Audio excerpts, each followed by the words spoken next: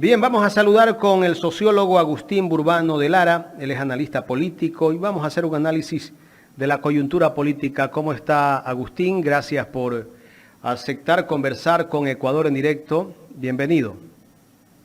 Jaime, qué gusto. Un saludo a toda tu audiencia y qué gusto verte nuevamente. Gracias, Agustín. Agustín, me gustaría entrar con el tema de los políticos, los que están participando en esta lid electoral. Hay 8 candidaturas. Me gustaría hacer un análisis de los candidatos, de los que ya están, casi que todos están en firme, aunque todavía hay que esperar cierto tiempo. ¿Cómo analizar esta contienda que se nos viene primero, Agustín? Jaime, a ver, lo primero que te diría es que se está exacerbando el problema de tener partidos de alquiler. Tenemos un partido social cristiano que ha tenido una cantera tradicionalmente, ha tenido un proceso de formación de cuadros, de dirigencias, y ha sido incapaz de ir con una candidatura propia a este periodo electoral.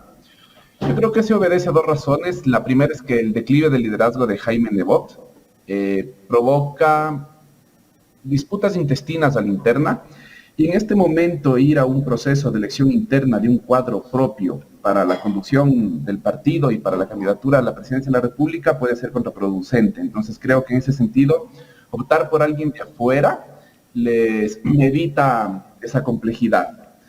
Si pasamos, tenemos otra fuerza política que podríamos llamar tradicional, porque eso es otro tema para notar. No todos los partidos políticos que están en esta lida electoral se pueden llamar fuerzas políticas en sí. Muchos son membretes electorales. Otra fuerza política en disputa, Pachakutik, claro, por la disputa interna que posee, no pudo inscribir candidaturas nacionales ni asambleísta nacional, en algunas provincias sí.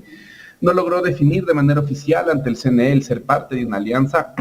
Extraoficialmente, la mayor parte del partido se va con la candidatura de Yacu Pérez, pero llama la atención que luego de sucesivas campañas electorales y sucesivos comicios en el que Pachakutik venía en ascenso, las tensiones internas que en este momento he venido experimentando podrían o amesetar ese proceso o producir un ligero declive en su rendimiento electoral. Nos podemos ir luego a otro partido político que sí se puede llamar fuerza política, obviamente es la primera minoría del país, con posibilidades de ser la primera mayoría, es la Revolución Ciudadana. La Revolución Ciudadana es el único partido que tiene, primero, una candidata mujer y segundo, que ha conformado su binomio con cuadros propios. Y eso, que parecería ser normal dentro de una matriz de un sistema político que ha hecho a las organizaciones políticas, instituciones de alquiler, es algo a destacar. Luego podríamos ir hablando de la izquierda democrática, se va con también de manera extraoficial, en una situación similar a la de Pachakutik, con Otto Sonnenholzner. La candidatura de Otto Sonnenholzner está patrocinada por partidos sin mucha densidad organizativa, sin mucha densidad territorial. Son membretes electorales que vuelven a aparecer elección tras elección. Lo mismo te podría decir del partido que está auspiciando la candidatura en este momento de Bolívar Armijos. Lo mismo te podría decir del partido que está en este momento candidatizando la candidatura del abogado del presidente, el señor Fernando Villavicencio. Y creo que esto sí va a tener efectos, porque tener una buena organización política te permite maximizar tu capacidad de irradiar tus mensajes políticos y tus eventos políticos en el territorio. Y en una campaña tan corta eso no es un tema menor. Correcto. Lo que podemos ver entonces son como una especie de partidos políticos de alquiler que han acogido a candidatos que ni siquiera algunos tienen ideología política. Unos dicen que no son políticos, otros dicen que no son ni de izquierda, ni de derecha, ni siquiera de centro. Ahora, analizando este tema, ¿tú no crees que debería de hacerse una reforma a la ley electoral donde los candidatos que se vayan a presentar como candidatos presidenciales deban ser personas que estén militando dentro de un partido político? Porque esto se ha vuelto como una especie de partidos de alquiler. El que tiene plata compra el espacio en un partido político. Sí, debería, es justo estaba pensando ahorita que debería haber una app tipo Uber. Cuando alguien quiere candidatarse a un partido, abre la app, se mete a ver qué partido tiene libre, qué escaño, en qué distrito.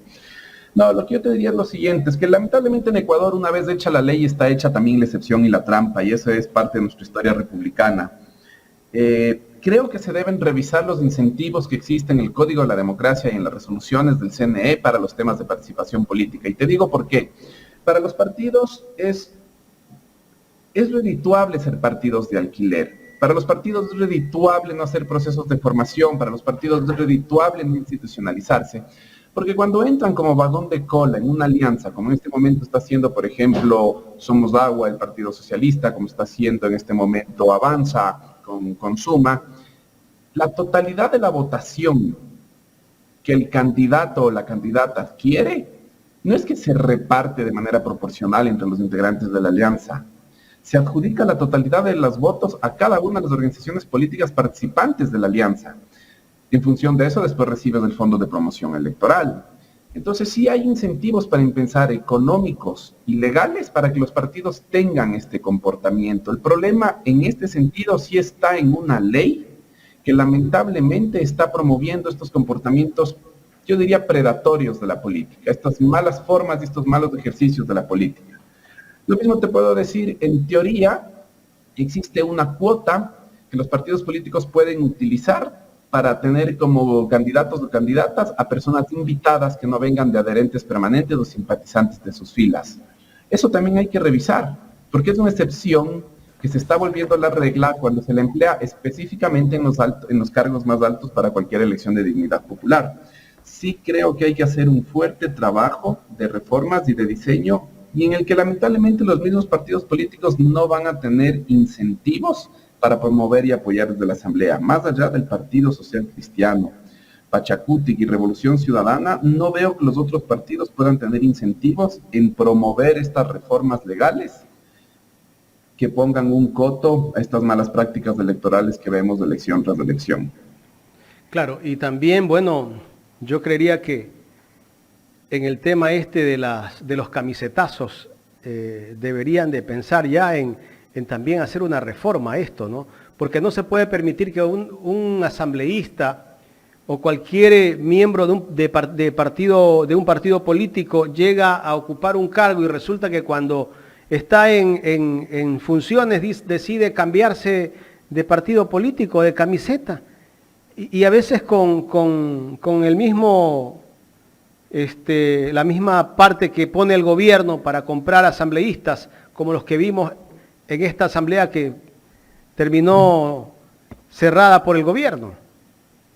Es una reforma urgente que hay que hacer, Jaime, porque encima lo que hace esto es dar condiciones de posibilidad a estos mecanismos de gobierno prebendario de los que tanto hemos venido hablando. Soy un asambleísta que viene electo por el partido A, se instala la asamblea, producto de las negociaciones internas de las 2 primeras semanas de la asamblea, me declaro independiente y me voy a un bloque de acuerdo nacional afín al gobierno, adicto al gobierno. A cambio de eso, tengo acuerdos de gobernabilidad en el cual me dan las gerencias de CNT, me dan las gerencias de, no sé, de distritos escolares, me están dando direcciones administrativas de proveeduría en hospitales, me están dando gerencias de empresas públicas, SELEC, por ejemplo, CENEL, me están dando direcciones provinciales del Ministerio de Agricultura. Ese tipo de cosas hay que también desde el diseño electoral y desde la ley electoral ponerles coto. Pero como te digo, como primero los usufructuarios de aquello son los mismos políticos que elegimos para asambleístas, más allá de la Revolución Ciudadana, del Partido Social Cristiano y de una parte muy importante de Pachacuti, yo no veo que otras fuerzas políticas tengan interés en reformar esto. Yo no sé si tú pudiste ver un video donde hay un candidato que participa para la presidencia de la República. En una entrevista él dice que si él tiene que reparar una alcantarilla y tiene que bañarse de mierda o embarrarse de mierda, pues lo tendrá que hacer. Y justamente ese candidato era Fernando Villavicencio, que participa por un partido político que al mismo tiempo reniega de ese partido político, pero es el candidato de ese partido político. Pero no es lo más grave, Jaime. Fernando Villavicencio es parte de un equipo periodístico que dieron la primicia en la denuncia del reparto de los hospitales. Reparto de los hospitales que ocurrió durante el gobierno de Lenín Moreno, en medio de la pandemia, cuando María Paula Romo era ministra de gobierno. María Paula Romo es la persona que dirige el partido político por el cual está corriendo en este momento Fernando Villavicencio. O sea, la contradicción es flagrante. ¿Cómo puedes denunciar en tu ejercicio periodístico la entrega de hospitales realizada por una ministra de gobierno llamada María Paula Romo, y a los pocos años ser el candidato a la presidencia del partido político de esa señora?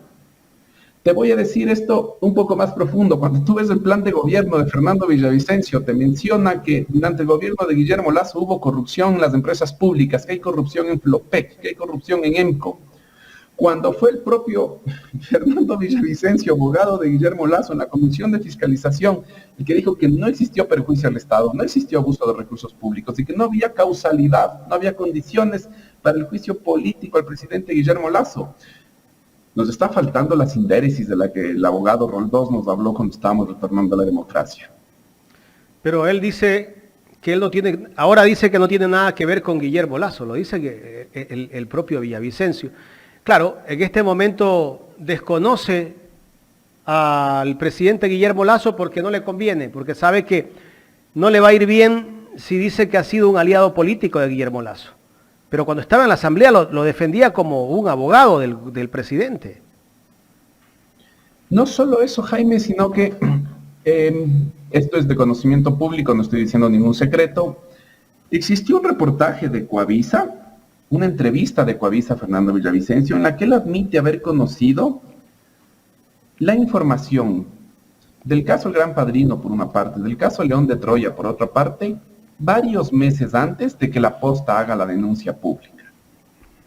Entonces, a mí lo que me llama la atención es, la Asamblea llevó a juicio político un presidente por haber conocido lo que sucedía en la empresa coordinadora de empresas públicas, en EMCO, por haber conocido el abuso de recursos públicos que estaba teniendo lugar en Flopec y por no haber tomado decisiones políticas ni haber adoptado políticas públicas que erradiquen esa corrupción, que reaccionen eficientemente y de manera eficaz ante esa corrupción. Lo que hicieron es meterla debajo de la alfombra.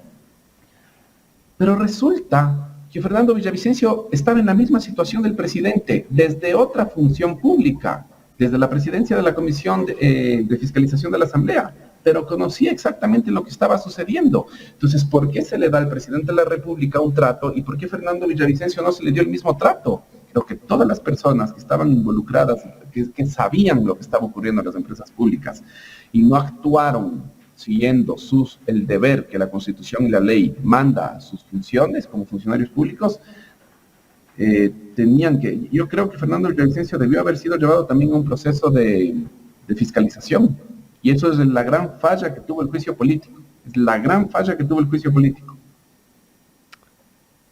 Claro. Estamos dialogando con el sociólogo Agustín Burbano de Lara, analista político. Estamos hablando de la coyuntura política. Se me está pasando una entrevista que la tenía en la punta de la lengua sobre el caso de Fernando Villavicencio. Pero bueno, me gustaría pasar a otro tema, hasta eso, Agustín. ¿Cómo analizar el caso de Guadalupe Llori, que también se convirtió en una defensora del presidente Guillermo Lasso, y que en este momento, en estos pocos meses que le quedan de gobierno al presidente Lasso, la llama para que sea parte de su gobierno para temas de la Amazonía, y justamente ella lo dijo hace 2 días atrás, que asumía un cargo, pero ad honorem? Eso no existe. Yo no creo que esté asumiendo el cargo ad honorem. No puede ser posicionada al frente de la entidad que está dirigiendo de manera ad honorem. Lo segundo es muy fácil, explicación, es pago de favores. Hablamos que hay un mecanismo prebendario de gobernabilidad, hay asambleístas que entran por una tienda política, luego desde la posición privilegiada de la asamblea empiezan a negociar sus votaciones en favor del gobierno a cambio de recibir prebendas, favores del gobierno, y esto es la continuidad de aquello, es un pago de favores del Ejecutivo hacia Guadalupe Llori. Yo no sé si después de esto todas las personas que hacían los panegíricos de la gran trayectoria de Guadalupe Llori, de lo víctima que había sido en su trayectoria política, de todo lo que representaba como mujer amazónica, van a seguir sosteniendo su palabra, porque Guadalupe Llori, desde que ejerció la presidencia de la Asamblea, lo que ha demostrado es que ella es parte de quienes reproducen las peores prácticas de la política ecuatoriana. Punto. Agustín, vuelvo con Villavicencio. ¿Cómo sería un posible gobierno de Fernando Villavicencio, conociendo a Villavicencio que su plan de gobierno es denunciología, es escándalos, porque no vemos que propone algo interesante? Cuando nosotros solemos entrar a la cuenta de Twitter de Villavicencio, solo habla de insultos, solo habla de acusaciones, solo habla de persecución política y en sus discursos solo habla de eso. No sabría decirte qué esperar en términos de política pública de un gobierno de Fernando Villavicencio, porque más allá de este personaje justiciero que él ha construido en torno a su figura, no tenemos mucha claridad de qué piensa Fernando Villavicencio respecto de la justicia tributaria, de la política económica, de la justicia de género, qué piensa sobre la transformación social ecológica, qué está pensando Fernando Villavicencio en términos de derechos laborales. A juzgar por su acompañamiento a Creo en las votaciones, diría que Fernando Villavicencio tendría una adscripción en materia político-económica neoliberal, muy distinta a la que tenía en sus orígenes, en su juventud, donde abrazaba el trotskismo.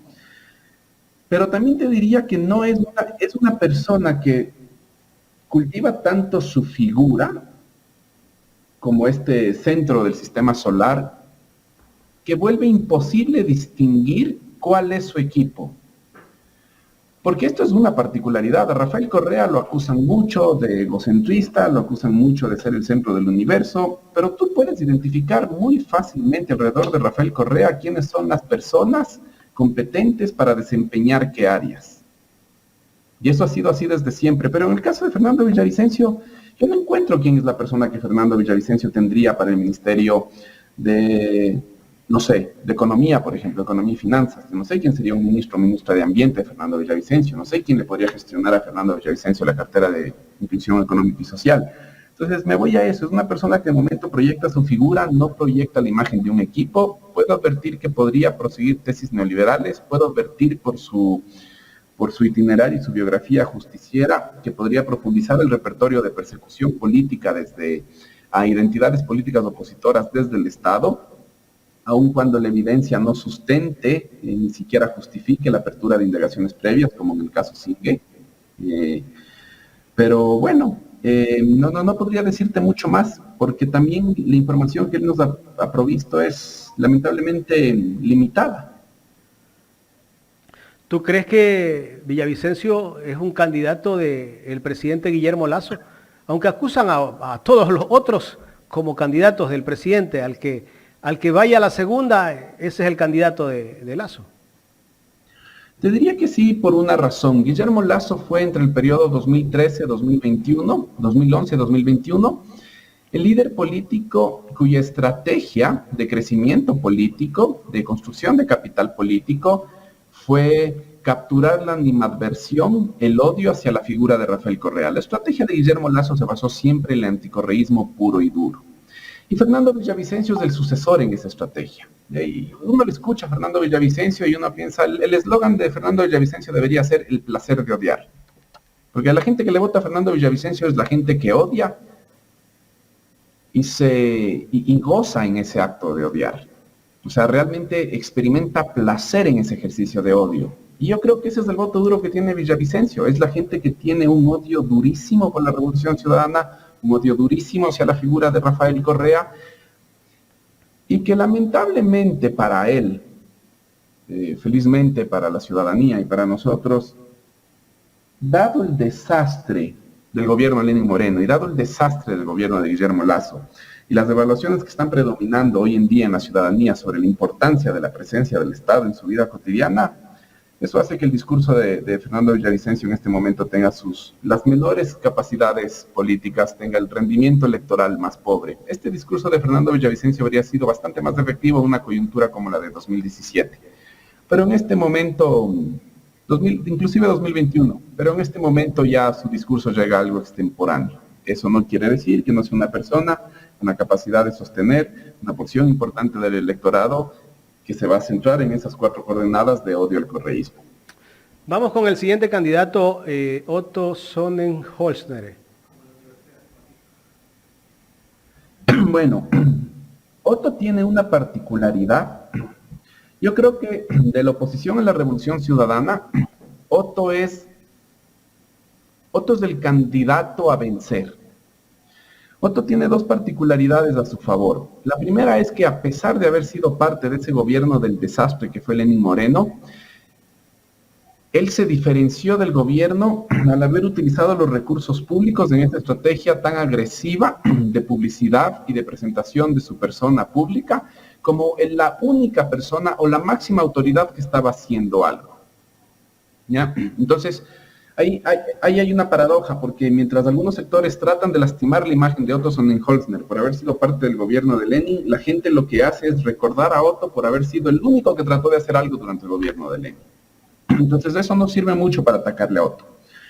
La segunda ventaja que tiene Otto en este momento es que está con un discurso que, a diferencia de Fernando Villavicencio y a diferencia inclusive en términos de seguridad, lo que plantea Jan Topic, Otto Sonnenholzner está en una postura de no voy a botar el agua sucia con el bebé y todo. Otto Sonnenholzner está tratando de cultivar una simpatía política moderada. El discurso de Otto Sonnenholzner es capaz de captar votos de centro, inclusive algunos votos de centro izquierda, que no ven opción en Yacu Pérez ni en la Revolución Ciudadana, el centro y la centro derecha. Creo que esa es la apuesta por la que está haciendo Otto Sonnenholzner. Y él tiene una tercera ventaja que yo creo que no es para nada desdeñable, y es justamente su apellido. Su apellido está vinculado a los medios de comunicación en Guayaquil. Otto fue representante de la Asociación Ecuatoriana de Radiodifusión en Guayas, y en el mejor momento de Otto Sonnenholzner, no nos olvidemos que el gobierno de Lenín Moreno puso en el Ejecutivo a varios representantes de medios de comunicación. El dueño de un periódico fue ministro de Gobierno, fue ministro de Comunicación, una persona de absoluta confianza de Otto Sonnenholzner dirigió la Senaín, hubo dueño de un medio de comunicación, dirigió el Ministerio de Transporte y Obras Públicas. Otto Sonnenholzner también es dueño de un medio de comunicación. El secretario de Comunicación, Gabriel Arroba. Exactamente, y después fue ministro de Gobierno, ¿no? No, Gabriel Arroba fue secretario de Comunicación, de ahí salió. Sí.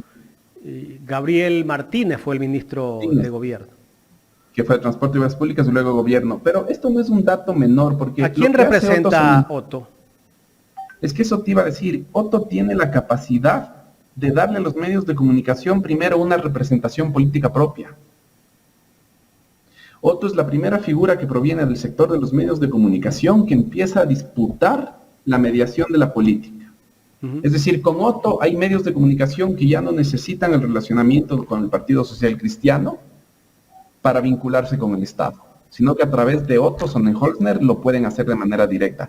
Y eso no es un tema menor cuando en los últimos 15 años, cuando en los últimos 22 años hemos venido notando que los medios de comunicación en Ecuador no solo cumplen una función comunicacional, no solo cumplen una función informativa, no solo cumplen una función de informar la opinión pública y de editorializar sobre la opinión pública, sino que también han venido cumpliendo un rol político. Y Otto Sonnenholzner es como el nuevo escalón en ese proceso.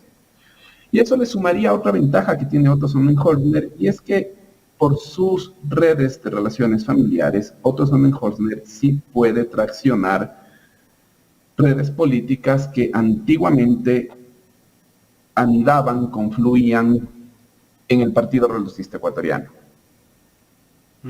Entonces yo sí te diría, Otto Sonnenholzner es un poco yo veo que es la figura con mayor capacidad de crecimiento, y yo creo que es la figura de la oposición a la Revolución Ciudadana, a la cual hay que verle con especial detenimiento, porque es el que mayores condiciones de posibilidad tendría de crecer y llegar a la segunda vuelta. No es un dato menor que en el mercado de consultoría política, las y los mejores consultores políticos, el candidato que se disputaron fue Otto Sonnenholster, no el resto. ¿Será el candidato de Lenín Moreno o de Guillermo Lasso? Yo creo que de algunos medios de comunicación. Esto lo digo en serio, Jaime. Es el candidato de algunos medios de comunicación. Es el candidato de los medios de comunicación. De una parte importante de los medios de comunicación. De la prensa independiente, que se llaman o se denominan. De la prensa que en este momento, que no tenemos pastillas en los hospitales, que no hay condiciones mínimas dignas de educación en las escuelas, que no se puede entrar a las universidades, donde hay torturas, vejaciones, asesinatos, crímenes en las cárceles. Esta prensa, en este país en el cual no podemos salir a la calle porque no estamos seguros. Esa prensa que a pesar de todo eso, lo que le parece importante y lo que le preocupa es seguir reproduciendo este discurso de la libertad de expresión y de que cuidado va a venir el cuco, que nos respondía en términos políticos las afirmaciones políticas que realizábamos en nuestra calidad de periodistas. El país se está desvencijando, el tejido social está roto, pero que hay una prensa para la cual lo importante es que no regrese el cuco, que denote sus prácticas políticas que hacen desde el disfraz o desde el escondite del periodismo. Es que de verdad es loco lo que nos está pasando. Avancemos, mi estimado Agustín, aunque sea con los principales, ¿no? El siguiente, Jan Topic. A ver, Jan Topic tuvo una capacidad inicial de viralizarse muy alta, por lo que su figura y su biografía personal implica. Ha dado muy malos pasos en términos políticos, en su relacionamiento con el Partido Social Cristiano y también en los mensajes y en su entrada a la vida política. Yo creo que Otto Sonnenholster va a poder hacer la gran Pedro Freile, va a poder usar el Fondo de Promoción Electoral, sus recursos de esta ventana de la contienda electoral para posicionar su imagen, pero no va a llegar a tener un rendimiento electoral que lo ponga en segunda vuelta o en algún lugar cercano a la segunda vuelta. Creo que le falta una buena asesoría política y le falta a él incorporar, asimilar algunos códigos básicos de la política que ha demostrado no conocer y no tenerlos en estas semanas en las que él ha promocionado su candidatura. Y además que es un candidato nuevo y el tiempo no le va a alcanzar para promocionarse, ¿no? Y yo creo que si él piensa en hacer política, debería dedicarse a hacer política, ¿no? Por lo menos si no gana, si no llega a una segunda vuelta, debería de quedarse haciendo algo, ¿no? Y manifestarse cuando hay problemas con el Estado. Hemos visto que Jan Topic hasta hace 2 meses o mes y medio estaba a punto de ser el secretario de Seguridad del Estado. Sí, no, pero se equivocó al no consensuar con el Partido Social Cristiano su figura vicepresidencial, por más que luego lo haya querido arreglar Jaime Nebot. Tú pasaste el video de la reflexión de Jaime Nebot en torno. Se equivocó Jan Topic con su discurso estigmatizante sobre Manabí, en Chone.